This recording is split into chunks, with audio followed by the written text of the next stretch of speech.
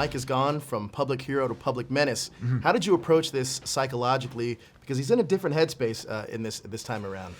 Well, weirdly, I was in a different headspace this time around. You know, I came into this movie, I've been in better places in my life. I'd had a couple of injuries and accidents, and so I came in really understanding what it was to, you know, him trying to get through the job was me trying to get through the movie. Interesting. Yeah, it was interesting. And, you know, a lot of the time you got to use sense memory. You imagine, you know, you're hurting. So you go, what am I feeling? Am I feeling like a heavy suit on top of me or a knife sticking in? I'm like, I don't need to do any of that. Right. It's all there. But yeah, it was a fun challenge to deepen this character and kind of go, wait, Mike's on painkillers? You know, Mike's hiding this from his family. Mike's going to see the doctor in private. Mike's not telling his bosses that he's struggling with work, you know, and then it's all blown out of proportion and used against him, and we're on. You know, it's interesting too, because this is another layer. We have two different layers of Mike also that we see that we haven't seen before. One, we get to see his family life, but the other one we get to see is layers of PTSD that he might be kind of suffering from. Can you talk to me about any research you may have done into that a little bit? Well, yeah, we spoke a lot with ex-Navy SEALs, you know, a couple in particular who Rick had made a documentary with, sat with them a long time going through, you know, what they've experienced, what it's like coming out of that, what it's like trying to live in the real world.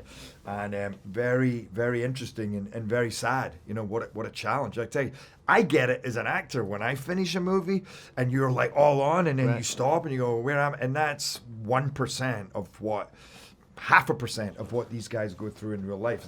But I like this idea. It's PTSD, but it's also almost like LTSD, where it's like a lack of traumatic stress. So they're on so much when they're on.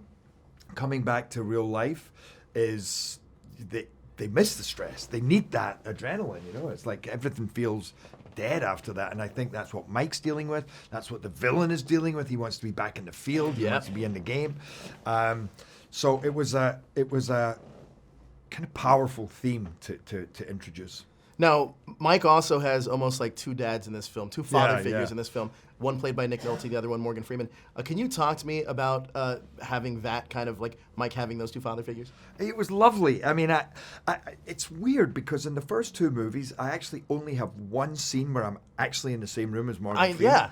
And yet you get that relationship. It's one of the most touching relationships just because of the moments that we've had, even when we were at distance from each other. So coming into this movie, you already have this whole background and this history, but we hadn't spent much time together. Now we are, and you can see we've become really good friends, and he gets me, and he calls me on my bullshit, and he also tells me what's going on with him. I'm one of the few guys he can really speak to, and it's beautiful. He sees me so much more than I could ever imagine. And that's where you see Mike's humanity, too. Exactly, and also Mike's imperfection and his vulnerability, the fact that he's letting down the man who he really loves and who he's sworn to protect.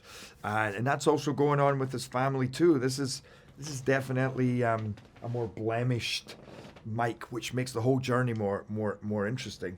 And then there's his real father, you know, and that's so touching when you realize that heartache that he's always had.